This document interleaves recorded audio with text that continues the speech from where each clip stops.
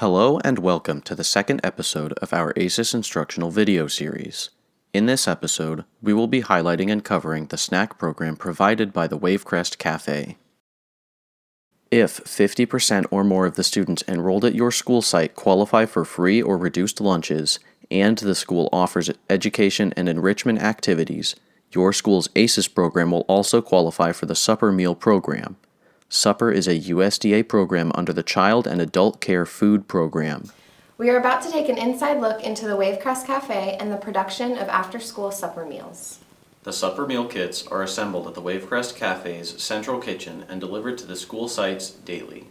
All USDA nutritional standards are met, providing balanced and healthy meals. Here's our awesome staff packing all of our supper meals.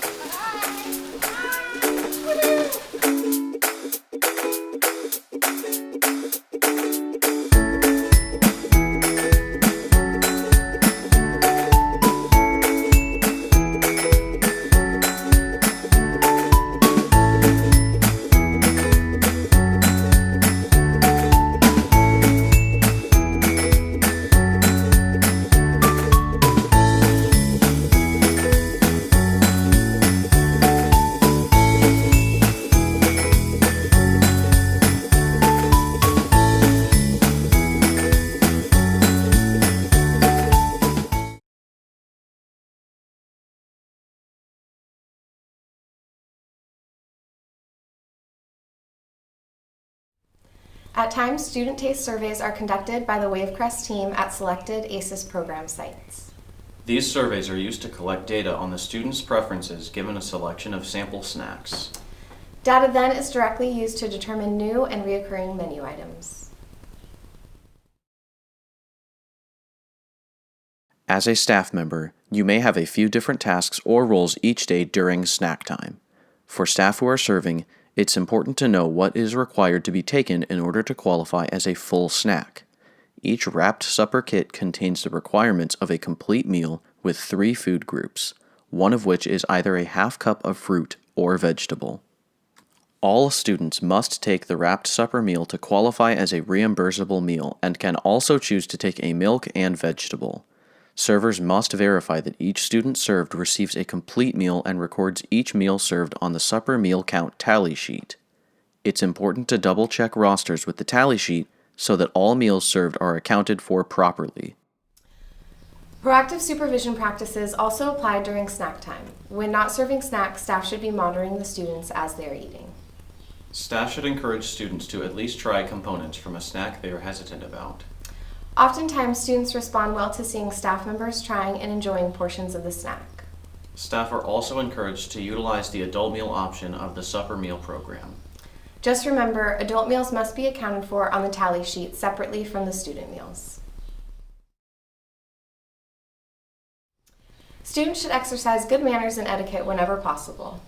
Please and thank you, remaining seated, containing food without spilling, and not talking while actively eating are all practices that should be encouraged. Students should also be held accountable for their own trash and not the staff members. Students should be cleaning up their table and the snack area around them in order to maintain a clean campus and eating area. Students are expected to treat the food properly by not throwing it around or playing with it. It is good practice to assign some student jobs to do during snack time, especially if there are children who frequently abstain from taking a snack or finish their food quickly. Some examples of these jobs may include a cart or share bin helper, cleaning crew or sanitation experts, distributors, or helpers to aid in taking out or putting away the snack items. Now let's take a look at a few examples of snack times in action. Okay, so tighten the line. Tighten the line. Hands by your side.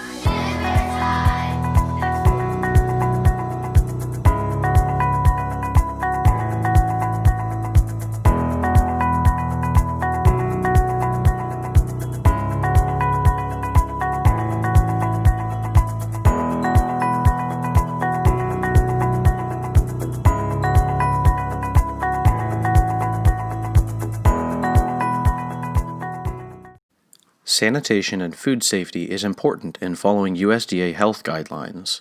A few key aspects to keep in mind are as follows. Do not leave perishable foods at room temperature for more than 2 hours. Employees must wash hands with soap and warm water before handling food. All food must be kept separate from cleaning supplies and chemicals. To reduce food waste while still adhering to program regulations, students have the option to put unwanted snack items in the share bin or share cooler.